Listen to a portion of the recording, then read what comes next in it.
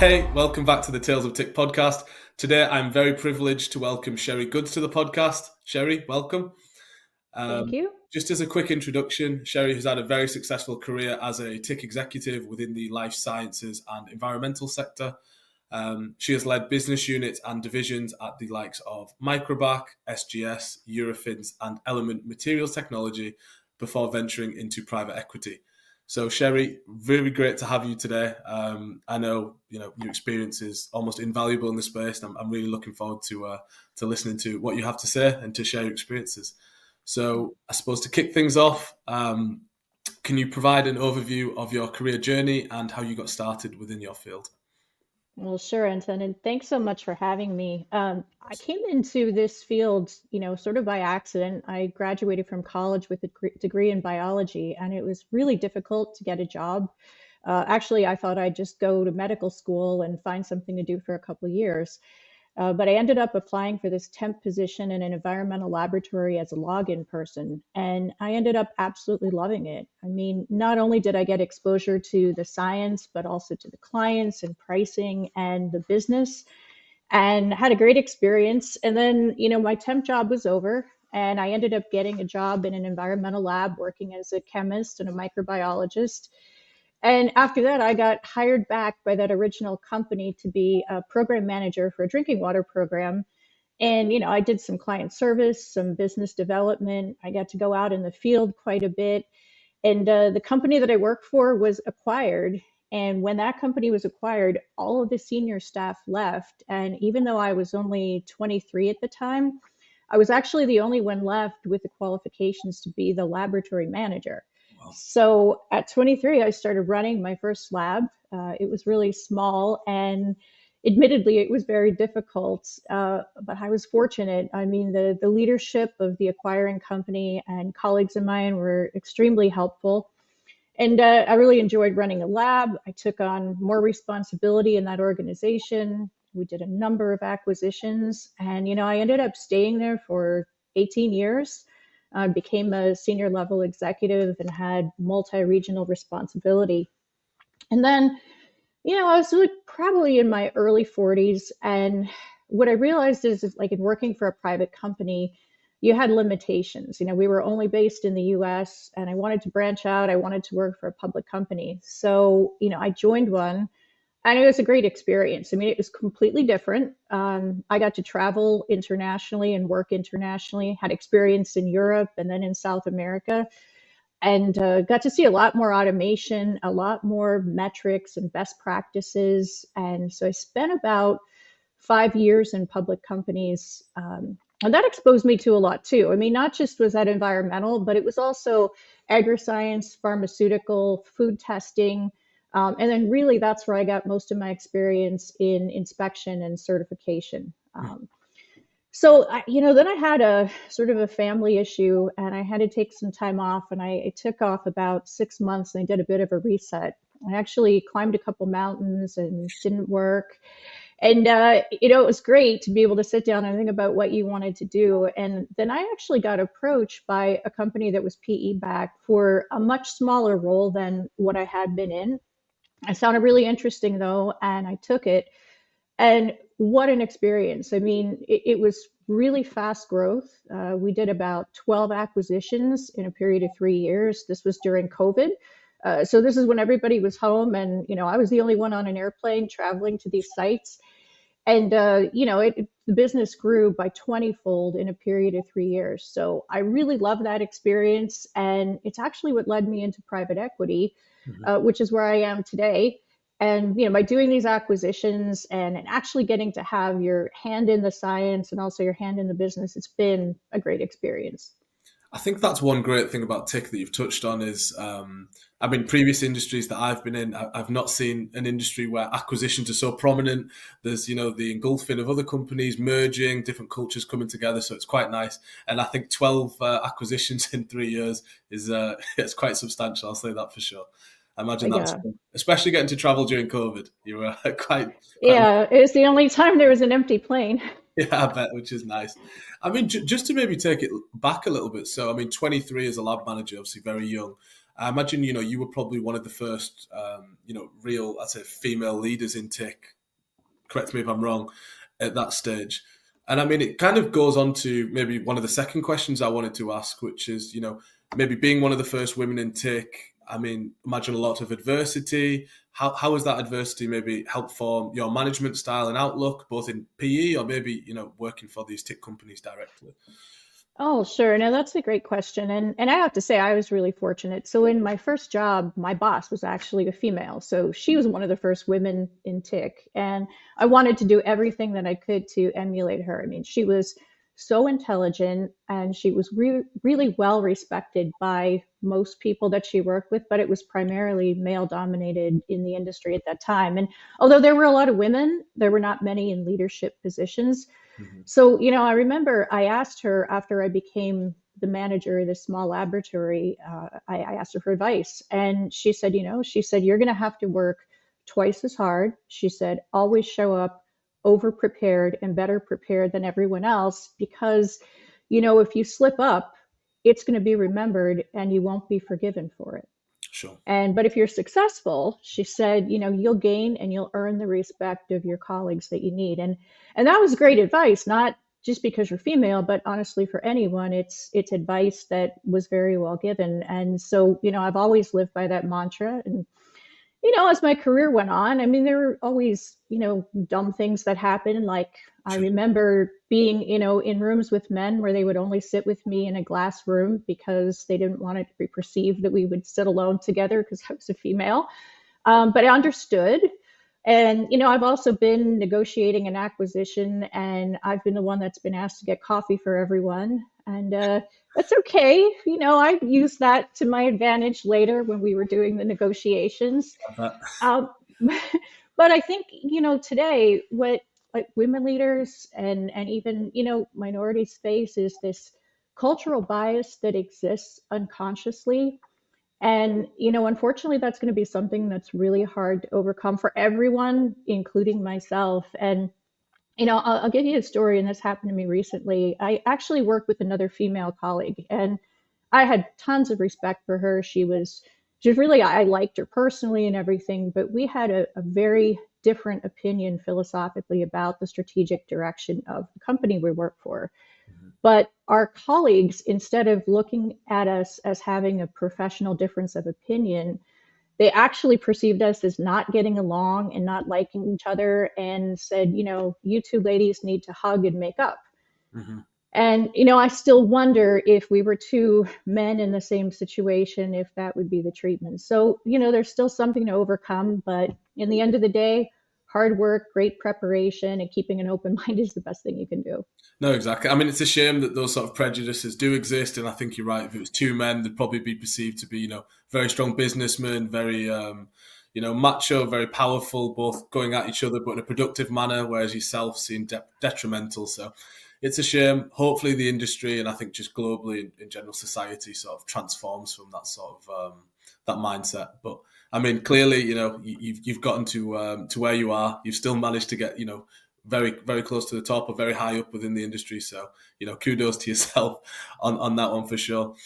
Yeah, for sure. I mean, a lot of things have changed. I mean, with a lot of DE&I initiatives, it's easier to get hired in, but it's still harder to get promoted within an organization. That's my personal belief. But if you look back at, 40 years ago, my mom couldn't get a credit card in her name, even though she had a job and supported my dad. So women have come a long way and, will continue to do so. Sure, and there's still a long way to go, I guess. So, Yeah. yeah, I mean, it's a shame that happened, but I said we're going in the right direction for sure. And I suppose to tailor the conversation slightly, so as you said, sort of you've progressed through all adversity, through the tech space, and then into private equity. What was your motivation to move from big tech, I'll say, because the companies you've worked for have, been on the larger side, global or large, maybe North American giants, to working in more private equity involved in M&A and yeah, maybe portfolio management. Sure. Well, you always want to learn in your career, no matter what stage or what age you are. But, I looked at the industry and there's so much consolidation right now. And a lot of that consolidation is actually PE led.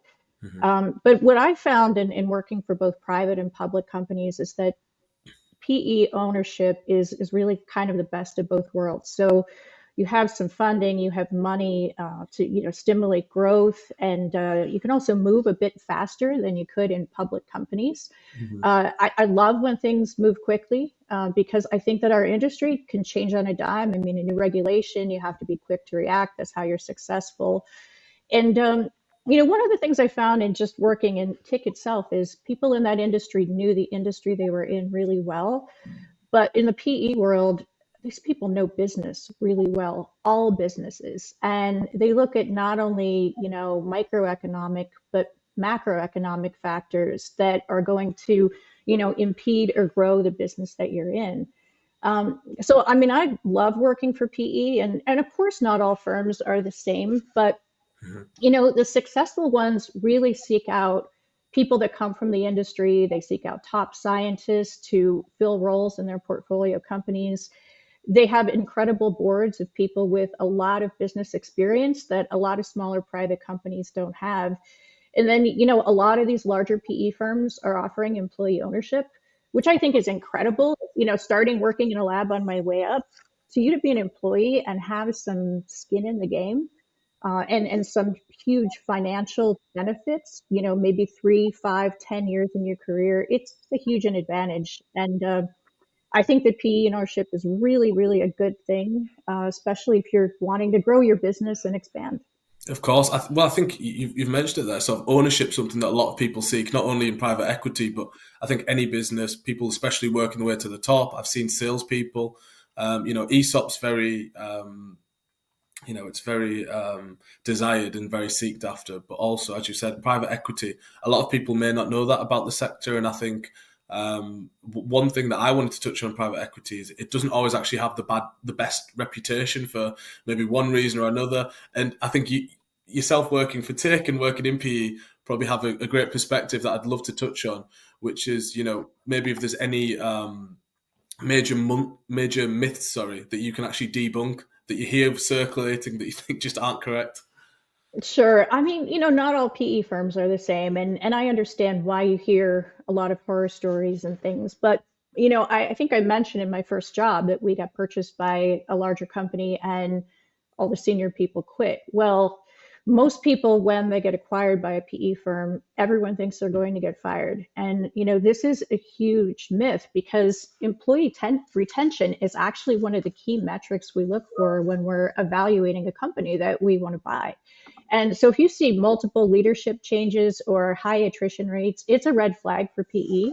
So, our ambition is to buy really good companies and help them grow. And, the other thing is if you're in a career in a private equity company as opposed to a private or a strategic, there's other portfolios. So you have a lot of career opportunities and more opportunities for growth than you would have just being in one area. So, I think that's the number one myth that employees feel.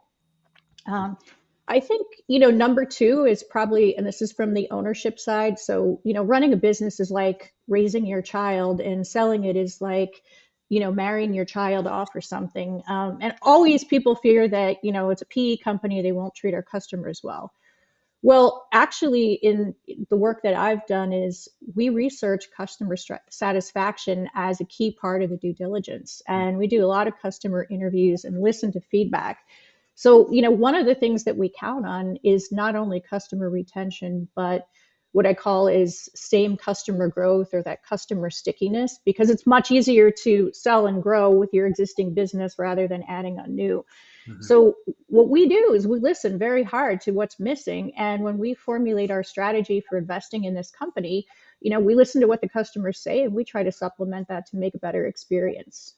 So I think that's something that's really important to realize if you're looking to sell your company is that we care about your customers as much, if not more than you do. Sure. I suppose alongside customers, do you ever speak with current employees, etc.? I mean, what would you say the main things you look at when you're maybe from the private equity side, if you can, when you're looking at a company to acquire or portfolio of companies, what do you think are the main metrics? Customers clearly one. I imagine employees. Any others that maybe spring to mind? Customers, employees, and we look at what kind of capital is needed, what kind of investment. So, one big mistake smaller companies make is not reinvesting in new technology. But if you look at businesses that have continued to invest and yet been profitable over time, over years, they're definitely better companies to buy. If you're buying a company with a bunch of antiquated equipment and no electronic processes, as an investor, you're going to have to invest a lot of money just to be what I'll say is current with the industry. So, big thing we look at companies is how they've reinvested in themselves. For sure. And I imagine all the companies that are leading now, if you looked at them 20 years ago versus now, they're probably flying. They've made that reinvestment in themselves rather than maybe sitting on a pot of cash. So, no, that's quite interesting. And I suppose, maybe companies 20 years ago progressing to now. I mean, what do you see for the next 20 years? How do you think these companies? I spoke with, I believe it was possibly with Chris Hansen, instrumentation can only get possibly so precise. You can only get so good with Mhm. instrumentation. So, I mean, where do you see the future of the industry and maybe where companies can reinvest the capital? Sure. So if you look at environmental, for instance, I mean, we only live on one Earth and it's not getting in better shape every day. And the TIC industry is the one that basically sets the checks and balances. So I see the industry really, really growing, and it's obviously a necessity. But everyone talks about AI, and I believe that AI will revolutionize what we do. I think people want more than data, but they want information, and AI can enable us to do that. I think remote monitoring. So, I can envision a day where you stick a probe into a well and you monitor it from someplace remote rather than having to take a sample and bring it to you. Um, I think that'll definitely be the case. But, in laboratories itself, I mean, modernization, robotics, automation is really important. So when you talk about AI, many people are really fearful and they'll say, well, we'll lose our jobs. There's no need for us. Well, that's not true, because if you think someone has to train the computers to think like a human or a scientist would. And so, you can't just have computer programmers developing these systems. There's got to be a lot of interaction with science. But one big thing that I see, and this is a lot different when I started, is people have lost their ability to do like mechanics in the laboratory. So Okay. preventative maintenance, calibration, fixing equipment when it goes down. And I think that those skills are going to continue to be more and more important and more in demand as we progress. Oh, really? Do you think there's a particular Yeah. reason maybe why they've, I don't want to say become outdated, but maybe you've seen them less and less in the lab? Is it due to advancements or maybe, I don't know, switch of priorities? I'm not too sure. It's just like everything. I mean, we've gotten to be more computerized, and we just have, as children, we do less mechanically. You have an iPhone instead of playing with Legos, and your car hooks up to a computer, so nobody changes their oil anymore. And it's sort of the same thing in a laboratory. But the key thing for a laboratory is actually doing high quality work, um, as fast as you can at a reasonable price. I mean, those are the three principles of success. And so, instrument downtime is a huge barrier for us. So, maintaining those instruments, maintaining the robotics and the automation, and then validating that your processes work is something that I think is extraordinarily important. And yes, we have lost a lot of skill set. No, for sure, and that's a shame. Do you know what, Cherry? I suppose to close things out, I'm always keen to ask people this. So, I mean, yeah, what you've mentioned about, I suppose, mechanicalization and maybe keeping up those skills. If you were maybe to go back a few years to the beginning of your career, or maybe if you were to go to college fairs and speak to kids, what advice would you give to them going into the industry? If it's either encouraging PE or maybe going into the TIC industry and specializing on a specific sector. I appreciate this is quite a loaded question, but I'm always No, curious to know what would no, you. it's okay. I actually, a lot of employees, have asked me this through my career, and I've been doing this for 25 years now. And again, I think I told you I wanted to be a doctor, and I ended up taking this. So one thing in TIC is you can progress much faster than you can in, other science-based organizations. Like you don't need to have a PhD to advance, but the most important thing I'd say is don't be afraid to look at both the science and the business. Mhm. So, you're in business to make money and also do good science. And those three things I talked about, quality, speed, and value, they're all related to being profitable. So what I would say is keep your mind open to new opportunities and take opportunities when they come to you. Don't be afraid. And just remember that you're not just a scientist, but you're in business too. And you can do anything you want. Of course. I mean, I couldn't say anything better to close things out. What a great statement. Well, listen, I really appreciate your time today. Some very valuable insights. I'm sure a lot of people will be commenting and sending in some messages to myself regarding those. So, yeah, thank you for taking the time. It's been very valuable having you. And Well, yeah, thank you. Thank you so much for having me. I really appreciate it. no problem. Well, thank you very much, Cherie.